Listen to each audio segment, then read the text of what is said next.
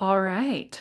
Well, I am your SGS founder here with Dr. Alison Curdt, and Alison is out of LA. She is the director of instruction at Wood Ranch. I could use the all 35 minutes that we have to talk about your resume, but I will try Mhm. to sum it up really quickly. Alison is an LPGA and PGA master professional and a Golf Digest Top 50 teacher, as well as a Golf Magazine Top 100. You've been National Teacher of the Year, Professional of the Year for your section in Southern California, Teacher of the Year, and now you are currently sitting at President of your section, correct? That is Can you right. t- can you tell us just a little bit about that? Just sitting at President, are you the first female in your section? Actually, out of 100 years that our section has been in existence, which is the Southern California section, we have never had a female president. So I became the first president at the beginning of 2025 to take on that role.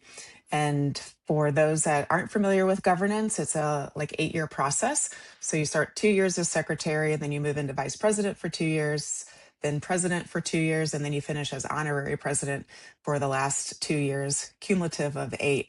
So I was sort of tapped on the shoulder to get involved at the governance level and sit on the board for the section and became involved. And then when they were asking for applicants to sit as secretary, that's where I started to get involved. And then the timing just worked out where 100 years had passed in Southern California. And then I moved into that first presidential role for being a female. And it's pretty fantastic because we have a female executive director and CEO.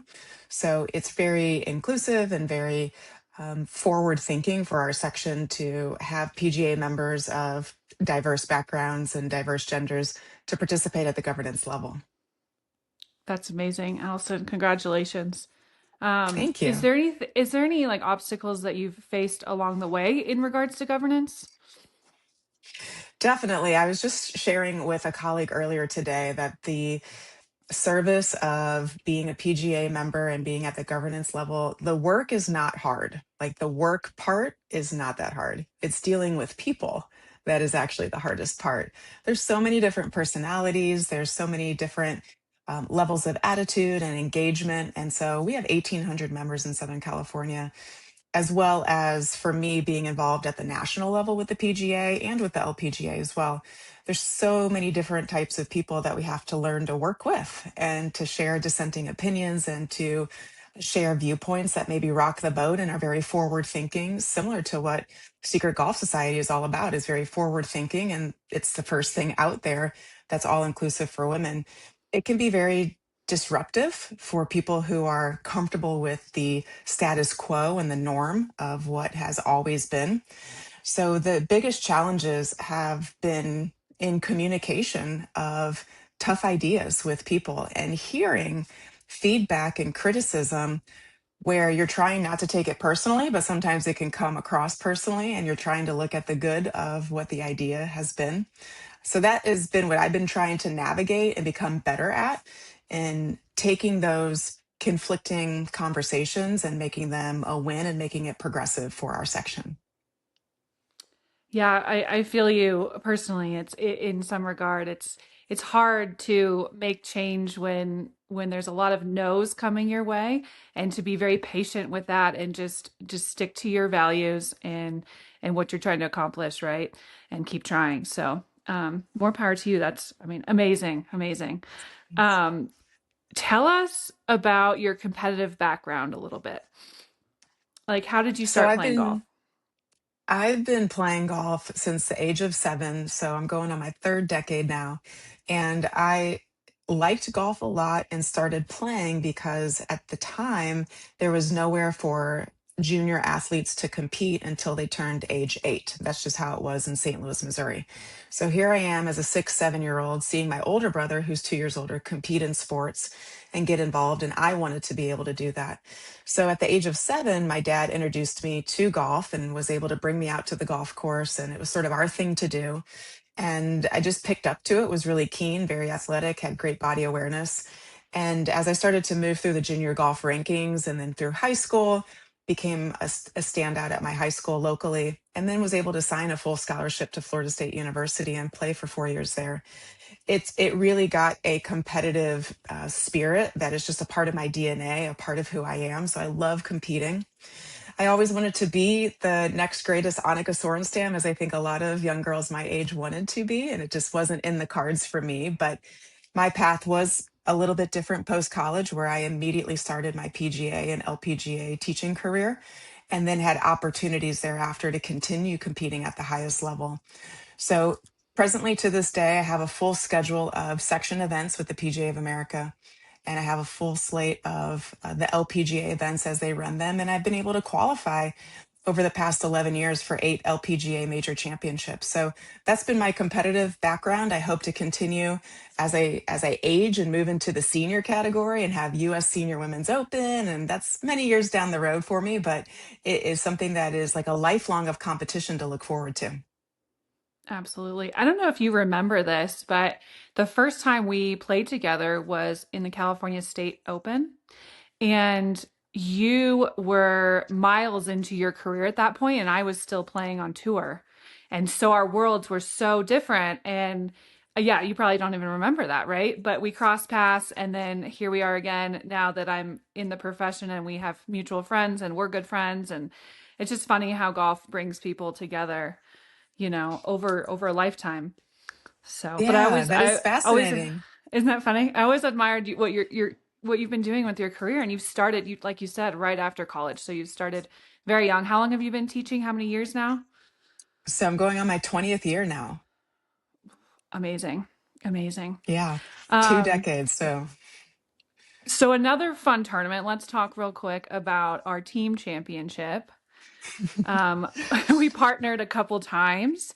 And what I love most about Allison on the golf course is just the conversations we have. Like you're always learning. You're a very curious person. Obviously, you work really hard, but it's just fun to play golf with you because you never know what you're going to throw my way. But in a sense, it's us understanding each other and how to work together, and we make a great team in that aspect. But talk about your experience at Team Championship real quick. yeah, that is such a neat opportunity that the LPGA has had for decades, is the team championship. And I think if anything, it might be more of a pride event than it is like winning a paycheck, because it's like, okay, who can partner up the best and be the best duo out of the entire membership. And so it was an awesome opportunity to play with you, because as we kind of joke in our friend group, you just have like amazing tempo Tate, all the nicknames that I've heard about you. But I remember meeting you, I think, first at Kingsmill and getting to know you and your father.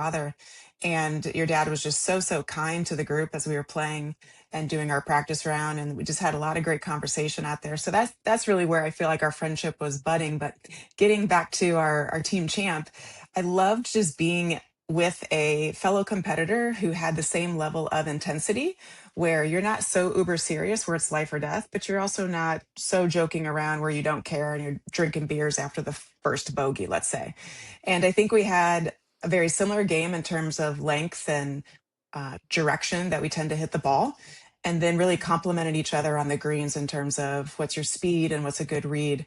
And so overall, the coolest part that I remember is getting into the playoff, and getting into the playoff with Jean Bartholomew, who has been a legend in not only the LPGA Tour, but the LPGA Professionals division. I mean, she has won so many national championships, has beat me and whooped me on the course so many times because she's such a great player, going head to head with her.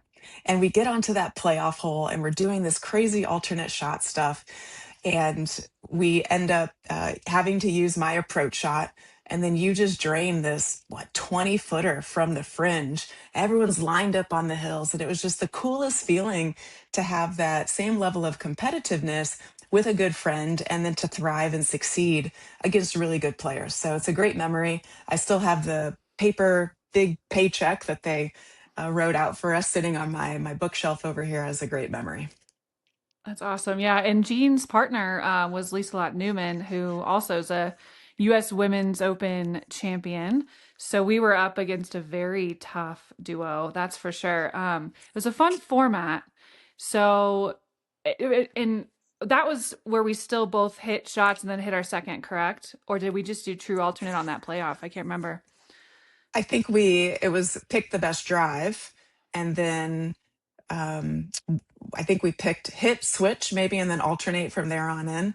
And it was like a Yeah. short par four where we had to hit hybrids off the tee. I lost your audio there for a second. It's probably back. Okay.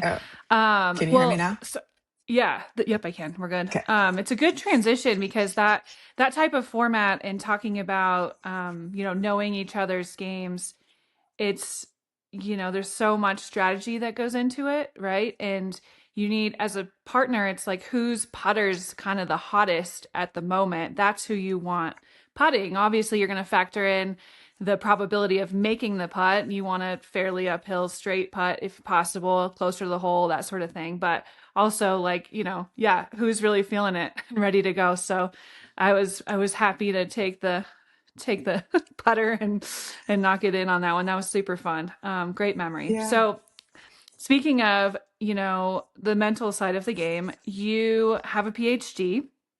Tell us a little bit of your background in that department. Certainly. So my degree is actually a PsyD, so it's a doctorate of psychology, which is a little different than a doctor of philosophy, which is the PhD that a lot of people know. And the reason I'm just specific about it is the different licensing boards that individuals can get licensed under to practice psychology. So I'll go back to my master's degree for a moment. And when I was working at a high-end private club in Los Angeles, working with players on their full swing seemed to make a little bit of impact on their game. But the stuff that they would share with me, the things that were happening in their life, the heaviness that maybe they carried from work before they came to their lesson. I was very curious about like the mental aspect of what would hold somebody back. And so I decided to go back to school and get my master's degree in clinical psychology. And so I went to school in the evenings. I would go to work all day and then went to school at Pepperdine in the evenings and earned my master's in clinical psychology. And I thought of who do I want to work with? What type of people do I want to work with?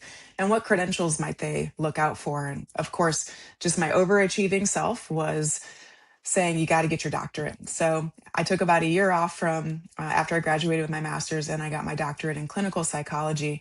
At the same time, I became a licensed therapist in the state of California. So that's 3,000 clinical practical hours and then board exams. So that allows me to treat, diagnose, mental health disorders and illnesses, families, couples, individuals in the state of California. But then I branched that off into mental coaching. And that's actually been was quite successful for my business, particularly since COVID, when a lot of things went online. So I gave up my office in person and have been working all online for the past 6 years with individuals across the globe, helping them improve their mental coaching. That type of work is been very fruitful for me to help golfers not just from a physical aspect but from the inside out. And so understanding how to remove barriers, psychological barriers that hold them back. What are some maybe traumas that they've experienced in competition or on the golf course that still sting, those open wounds that haven't quite healed? That also led me to start to put down ideas on paper because individuals would say, do you have anything I can read? Do you have anything, more resources? And so I ended up publishing my research into a peer reviewed journal article, which is a huge accomplishment for me, not being in the research field, but using a particular modality in psychology and helping to tour players overcome some obstacles. I was able to publish that research and then connected with two other colleagues in the field of nutrition and physical therapy and fitness. And we decided to put together our ideas on paper and create a book. So we published our first book on the golf performance code last September, my contribution being the golf psychology side. So it's been a really nice journey to complement the physical aspects. You're in the sun for 8 hours a day, working on slices, helping hooks, teaching people to putt and chip, play the game.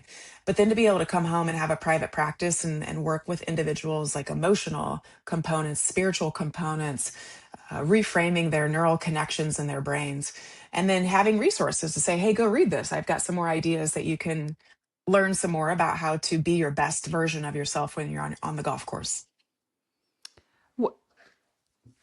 Well, I know from personal experience because I've referred people to you that I had a student who it just, your work with her drastically changed our interactions together and her attitude during our lessons. She was very receptive to everything I had to say. She wasn't getting frustrated with herself. Like it was just, I was just in like my jaw dropped. I was like, wow, just couldn't imagine a short period of time, but some intense work, definitely. But would have that big of impact on her. And it's now translating to her golf game. I actually just saw um, some family members of hers recently, and they said she's playing really great golf right now and really happy with it. Whereas there were many times where I didn't know if she was going to give up and just hang up her clubs or not. So you're definitely doing really impactful work. I'm really curious to read your book. You have to send me a copy, and Yeah. hopefully we'll be able to offer it to our members and continue like these conversations. Because in SGS we have a number of topics on the mental game. We know how important it is, but it's, a lot of us, it's like, where do we even start? So just, I mean, in that regard, do you have like one takeaway? Maybe that would be a simple place for some of our members to start their work on that side of the game. Certainly, I would say the number one tool that I tend to give individuals is to learn a breathing technique called box breathing. It's super simple, it's easy to explain, and it's applicable to so many different situations in golf and outside of golf. So, box breathing is just imagining the shape of some sort of rectangle or box, and each side of the box is a value of 4 seconds. So if I were to be really upset that I just three jacked on a green and now I've had a bogey, so I've three putted, and I'm kind of upset, a little disappointed, maybe a bit angry, before I tee off on the next hole, I might practice a couple of box breaths. So I breathe in for a count of 4 seconds and hold my breath for 4 seconds. Then I exhale for a count of 4 seconds and hold my breath for 4 seconds. And what that does is a couple of things. It brings in more oxygen into your body. So, from a physiological sense, you can start to calm your nervous system as the heart rate doesn't start to beat too fast. And you're bringing oxygen into your body to reduce muscle tension and also just allow the nervous system to know there is no threat right now. Everything is okay. Because the moment that the brain starts perceiving threat, that's when we will begin tight muscles, shallow breathing. Our tempo is going to get quick. We're going to have erratic swings, and then everything goes downhill. So just learning that simple concept and then practicing it. If you have road rage, someone cuts you off, box breathe. I know you've got a household full of little children. So Oh yeah. somebody knocks over a full gallon of milk and it's all over the floor and you're having to clean that up. Box breathe before you yell at them or want to rip your hair out. These are the moments where we have an opportunity to thrive and shine rather than show our worst version of ourselves. So, by simply box breathing, that is a great way to begin building a toolbox for your mental game. That's really awesome. I can kind of relate to that in a different area, but when I was working with a pelvic floor therapist, speaking of children, um, we she was saying to be very conscious of contracting and how you're breathing and where you're breathing when you're doing certain things like picking up your child. So it's kind of like taking those nuggets and incorporating it into your lifestyle, right? And that way it becomes more natural for you. I think that's awesome advice. Um, yeah. What's ahead for you? What's next, Allison? Well, I certainly have a full year of tournaments that are just personally for me. I'm getting ready to go to the LPGA National Pro Am, which will be in Hawaii. So I'm competing with my family See you and a there. couple of close people. Yay! All right, I look forward to Yeah. that. My dad's on my team, and then a couple of close friends. So that'll be really fun to play in that. But our Southern California section, I have probably about 20-ish events that I've got lined up for the rest of the year. I have some new developments within my teaching brand where I'm doing some VIP schools and VIP classes through performance golf.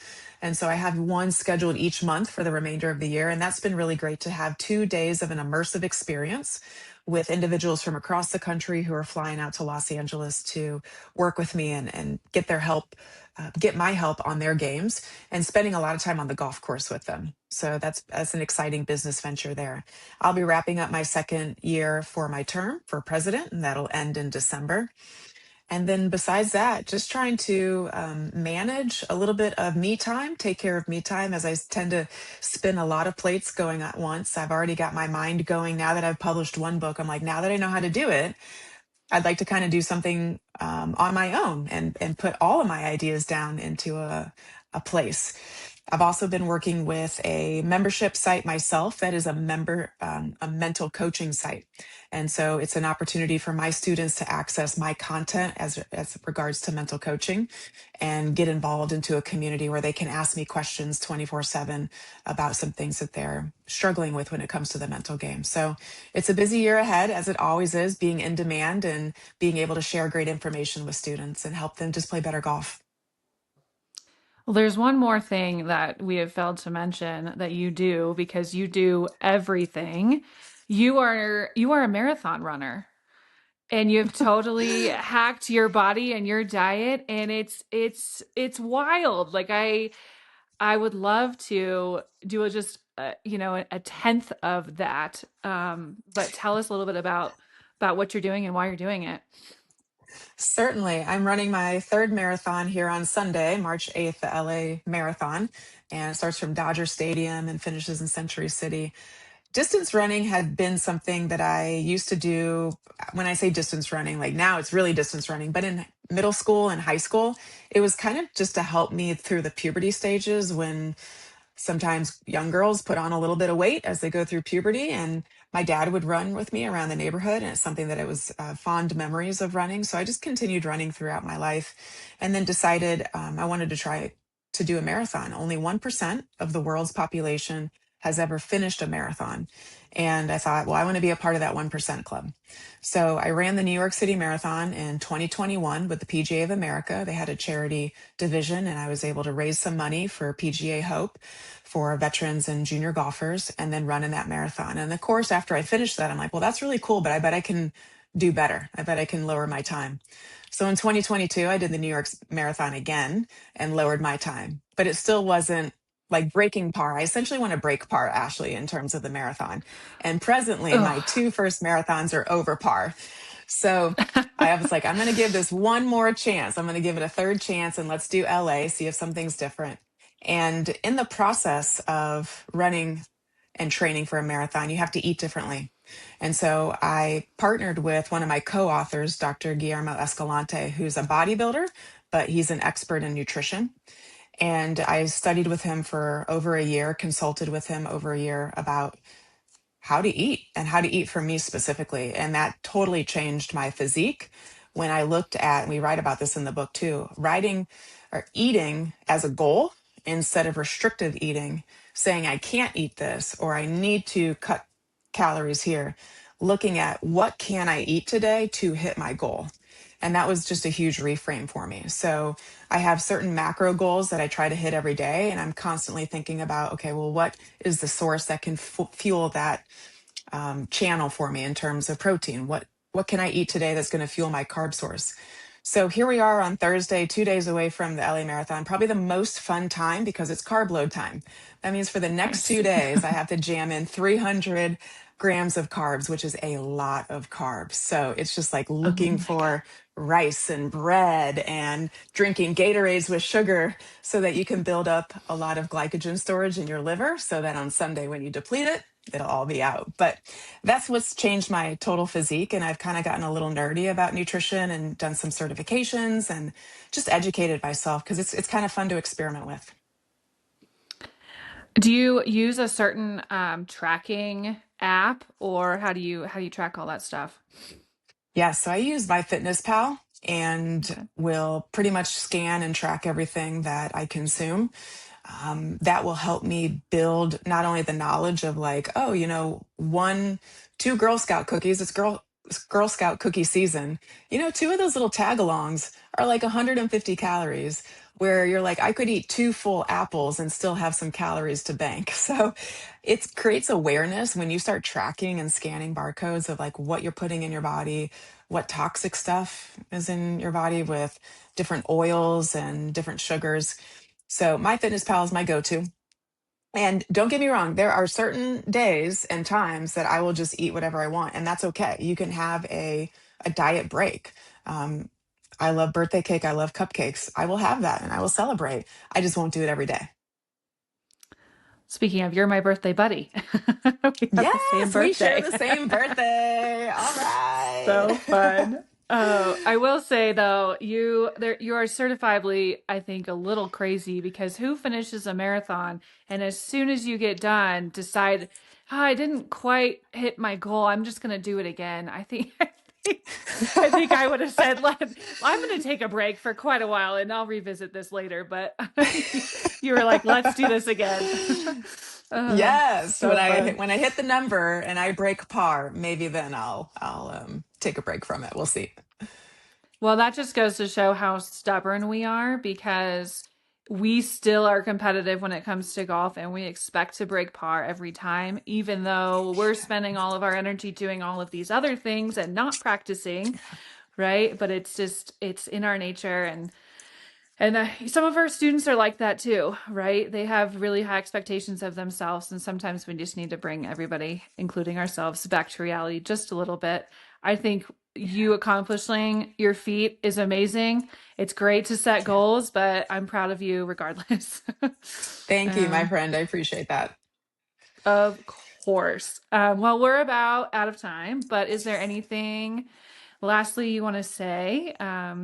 Yeah, that we forgot to mention? Well, just thank you for having me on the podcast and really excited and proud of you for starting Secret Golf Society. And this year has just started to be a blowout, bang out year for you where you're creating a community and opportunities and experiences and excursions for women golfers out there. So I think you're a great business mind. I love chatting business and accounting with you. Yes, we talk about nerdy stuff, HOA stuff, all that kind of stuff. But I'm Oh, just yeah. really excited to be a part of this community and to support you as a fellow female professional, as a friend, as a female golfer. I want everyone to thrive. I want everyone to do their best and reach all their goals. So thanks for including me on your journey. Of course, I think one of the most fun aspects of all of this is just reconnecting with all my friends and using our network because we all will get better if we're together and so, maybe we're going to have to bring some SGS out there and do a golf school with you because I know you have so much to offer all of our members, but we'll continue these conversations and good luck in the marathon. Um, Thank you. yeah, and enjoy all the carb eating the next couple of days. Appreciate it. I'll Uh, eat a donut for you. yes, please, because I will not. So, all right, Allison. Well, we appreciate you, and we will be in touch Thank you. soon. So, thanks for being SGS Pro. Thanks. Take care. Bye bye. Bye.